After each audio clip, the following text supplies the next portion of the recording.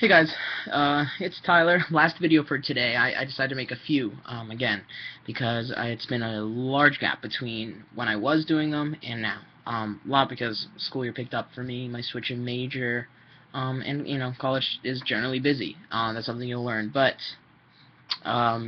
today, this video topic is a follow-up of last video, sort of, or not really, because I mentioned that I switched majors.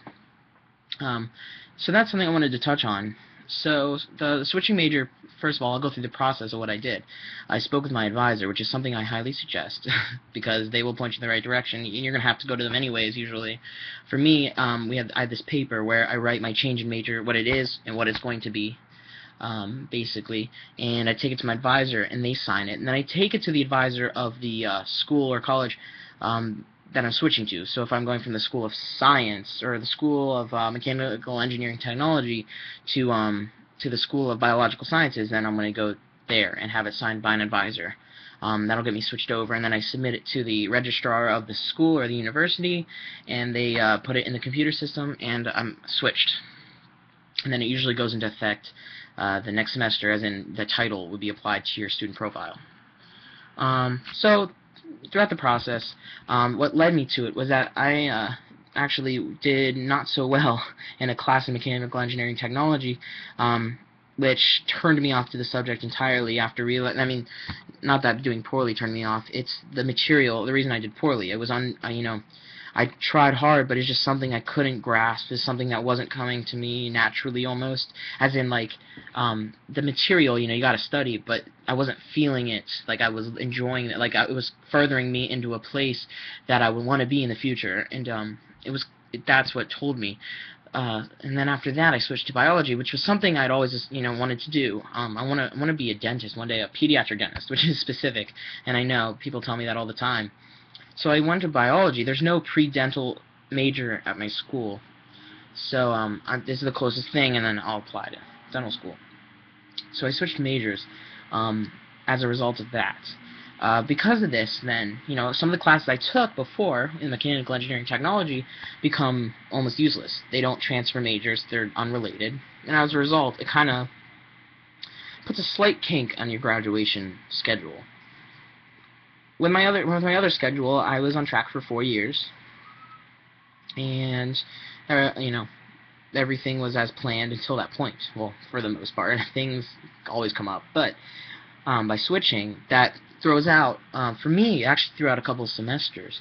I had a lot of prereqs done, a lot of universal classes, English, communications, a couple other technical courses that transfers, math, physics, Spanish. I'd already done all these things, so those transfer. Some that don't are like my materials and processes class, which is specific to that major, and things like that, which are credits. That's credits that in total count for a mechanical engineering technology career, but on the other, and biology, they don't on the plan of study. Those credits don't count towards graduating as a biological student. I'm not allowed to really take those credits, essentially, when adding up my major for my degree. So that sets me back, if you think about it. So if my graduation time was in 2015, now it becomes 2016, which is 2 semesters later than normal, or a whole year. And after doing this, I began to realize that it's way more normal than you think. Way more normal. So you can kind of take a big deep breath and sigh it out a little bit right here. I don't know what the statistic is, but it's becoming higher and higher to graduate in 4 years. If you're going to get the degree you want, and with the success that you want, and go in the direction you want, you're going to have to take your time. If you want to study abroad, if you want to co-op, which means you work and take classes at the same time, or you intern, during a semester, then it's going to require more time. Everyone says study abroad. I personally have not yet to do it, but my older brother spent 5 months in Ecuador. So I plan on going somewhere at some point, which is why it kind of pushes me back. And that's one of the semesters, and the other one is filling in the classes that don't count from my last major. So you really don't. You can relax when you're thinking that you're not going to graduate on time. You're just like everyone else, really. It's in the same boat. I mean, the students that graduate in 4 years, more power to them, I guess. there's a lot of things they aren't accomplishing that you can then now have the time to do. By not restricting yourself to 4 years, you begin to open doors. You can study abroad, like I said before. Travel, just do things, follow ambitions that you couldn't pursue if you were going for 4 years. I actually spent a day talking to medical students a couple of days ago, and they were almost down on their knees begging me, begging us, the other students there, to take a gap year after graduating and almost discover other parts of yourself, other passions that you have, experience other corners of your interests, and make your decision based on what you already know, not what you think you want to do. And I think that's very wise. I'm not that I'm going to take a gap year per se, but taking that extra year to further myself, to do what I want to do, to find out more about myself, and to find out more about my interests, is a very valuable thing. So you can discount all the people saying, oh, you're not going to graduate on time, and that's a scary thing, and that's bad. No, you're actually part of the norm. It's changing. Look at the statistics of people, the rate of people graduating at 5 years as opposed to 4 nowadays. The world changes. Back in the day, you could talk to your parents. They can say that college now is way more competitive than it was before. That it's harder now than it was before. It was less demanding. A lot of schools have changed for statistics. Like grade inflation. They keep classes hard to keep grades from inflating.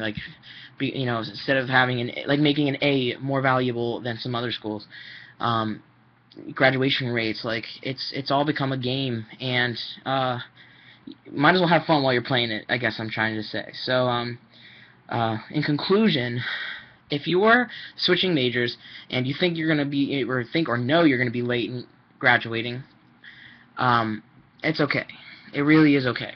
You're not abnormal. You're not different. You're not like some freak who decided to take more time. They're going to get lost somewhere in the college system and they'll never reach employment, in the future. No, that's stupid. I know, though, that sometimes it's financially, for people where it's a little more financially tight to go do like a 5th year, and it restricts them from being able to do that. I understand that. That is a big issue.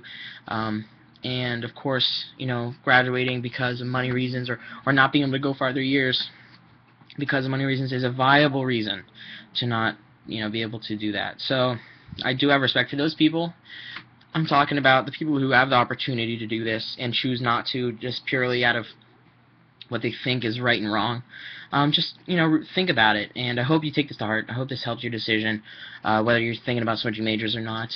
If you have any questions, please inbox me, comment, make sure you subscribe to this video, and definitely message me and tell me if you want there's a future topic you want me to talk about, or there's, your personal situation you want me to elaborate on.